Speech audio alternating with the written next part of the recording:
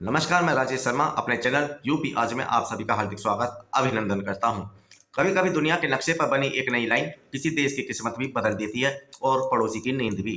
इस बार खेल है एक बंदरगाह का, चाबहार पोर्ट। अमेरिका ने भारत को इसे ईरानी बंदरगाह पर 6 महीने की छूट क्या दी। पाकिस्तान की हालत देखकर बस एक ही बात कही जा सकती है, खुश हुआ ईरान लेकिन तिल मिलाया पाकिस्तान। क्यों?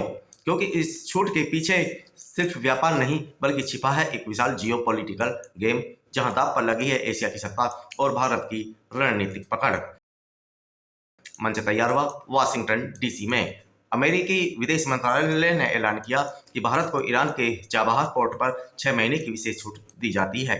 इस छूट का मतलब है भारत अब बिना अमेरिकी प्रतिबंधों की चिंता किए चाबहार पोर्ट का इस्तेमाल व्यापार और रणनीतिक सप्लाई के लिए कर सकेगा। और यही बात पाकिस्तान के लिए सबसे बड़ी चिंता बन गई है, क्योंकि चाबहार बंदरगाह भारत के लिए सिर्फ एक ट्रेड रूट नहीं बल्कि पाकिस्तान को बाईपास करने वाला रास्ता है। चाबहार ईरान के दक्षिण पूर्वी तट पर स्थित एक गहरा समुद्री बंदरगाह है, जिसे भारत ने लगभग 2 दशक पहले ही रणनीतिक रूप से चुना था। भारत जानता था पाकिस्तान कभी अफगानिस्तान या सेंट्रल एशिया तक जाने के रास्ते नहीं खोलेगा, इसलिए भारत ने चाबहार को गेटवे टू अफगानिस्तान बनाया। यहीं से निकलता है वो international north south transport corridor, जो भारत को जोड़ता है ईरान, अफगानिस्तान, रूस और यूरोप से। यानी पाकिस्तान चाहे तो भी भारत की ट्रेड रूट डिप्लोमेसी को अब रोक नहीं सकता।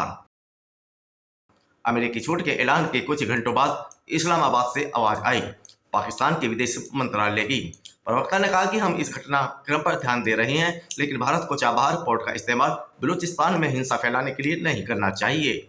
यानी एक और पाकिस्तान कहता है हमें कोई दिक्कत नहीं, और दूसरी ओर दे देता है गीदड़ भभकी। चाबहार बंदरगाह से भारत को अफगानिस्तान के जरिए बलूचिस्तान सीमा तक आसान पहुंच मिलेगी, और पाकिस्तान को लगता है यही रास्ता उसके सबसे संवेदनशील प्रांत में भारत की पहुंच का जरिया बन सकता है।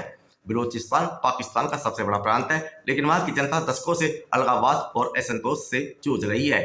यही सक्रिय है बलूच लिबरेशन आर्मी, जो खुले तौर पर पाकिस्तान सरकार और सेना के खिलाफ है। अब पाकिस्तान को डर है कि भारत चाबहार पोर्ट के जरिए इन इलाकों में गुप्त सपोर्ट भेज सकता है।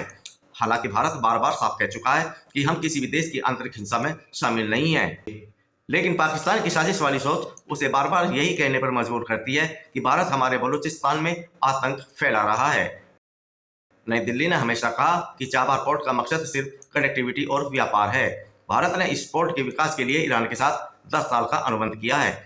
इस समझौते के तहत भारत ने सड़क, रेलवे और वेयरहाउस इंफ्रास्ट्रक्चर पर निवेश किया है। 2021 में जब तालिबान ने अफगानिस्तान की सत्ता संभाली थी, तो भारत ने अपना काबुल स्थित दूतावास बंद कर दिया था। लेकिन अब हालात बदल रहे हैं। भारत फिर से अफगानिस्तान के साथ रिश्ते सुधार रहा है।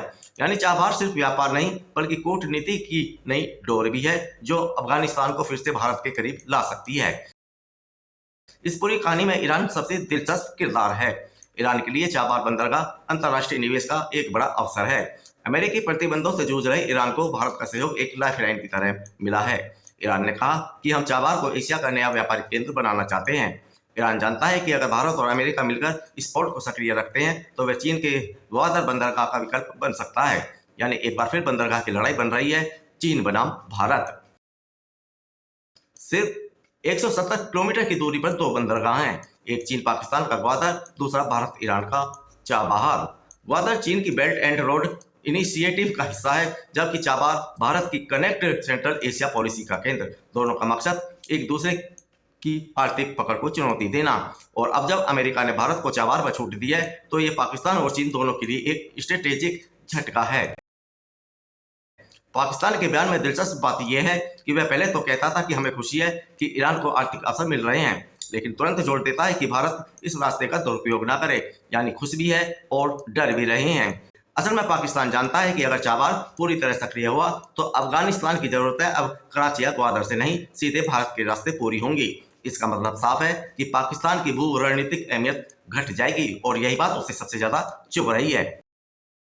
कई विश्लेषक मानते हैं कि अमेरिका की छूट सिर्फ भारत के लिए इनाम नहीं बल्कि चीन के खिलाफ रणनीतिक चाल भी है। अमेरिका जानता है कि चाबहार की मदद से भारत ईरान और अफगानिस्तान के जरिए रूस तक का व्यापार कॉरिडोर बना सकता है। यानी ये छूट सिर्फ आर्थिक नहीं बल्कि भू राजनीतिक दबाव का हथियार है। एक तरफ अमेरिका ईरान पर प्रतिबंध रखता है, दूसरी ओर उसी ईरान में भारत को काम करने की इजाजत देता है, क्योंकि उसे पता है भारत ईरान के जरिए चीन की पकड़ को कमजोर कर सकता है। आने वाले महीनों में भारत जाबार से सीधे अफगानिस्तान और मध्य एशिया तक कई व्यापारिक रूट शुरू करने वाला है। अगर ये योजना सफल रही तो पाकिस्तान के लिए ये आर्थिक झटका होगा, क्योंकि अफगानिस्तान अब उसके बंदरगाहों पर निर्भर नहीं रहेगा। दूसरी ओर ईरान को मिलेगा अंतर्राष्ट्रीय पहचान और निवेश, और अमेरिका के लिए ये एक मौका होगा चीन के बढ़ते प्रभाव को रोकने का। यानी एक बंदरगाह के बहाने भारत, पाकिस्तान और चीन यानी 3 देशों का संतुलन बदल रहा है। असल में पाकिस्तान की गिरदभप की कूटनीति से ज्यादा ईर्ष्या का नतीजा है। जब अमेरिका ने भारत को छूट दी तो पाकिस्तान को लगा कि अमेरिका हमें तो दबाव में रखता है, लेकिन भारत को खुली छूट क्यों। यानी ये सिर्फ बंदरगाह की बात नहीं, बल्कि इज्जत और प्रभाव की जंग है, क्योंकि पाकिस्तान अब धीरे धीरे अपने पुराने सहयोगियों अमेरिका और खाड़ी देशों दोनों से दूर होता जा रहा है। जावार की छूट ने भारत को कूटनीति की नई ताकत दी है, पाकिस्तान को चिंता दी है और ईरान को मौका दिया है। अब देखना यह है कि क्या भारत इस मौके को अपनी आर्थिक और रणनीतिक जीत में बदल पाएगा, या फिर पाकिस्तान और चीन मिलकर कोई नई चाल चलेंगे। इतना तय है, एशिया की अगली बड़ी जंग अब बंदरगाहों में लड़ी जाएगी, जब गोलियां नहीं, जहाज और सौदे हथियार होंगे। अगर आपको यह कहानी जानकारी पूर्ण लगे तो वीडियो को लाइक करें, शेयर करें और चैनल को सब्सक्राइब करें, क्योंकि हम लाते हैं हर खबर का गहराई से विश्लेषण। इसलिए देखते रहिए यूपी आज, जहां खबर सिर्फ बताई नहीं जाती बल्कि समझाई जाती है।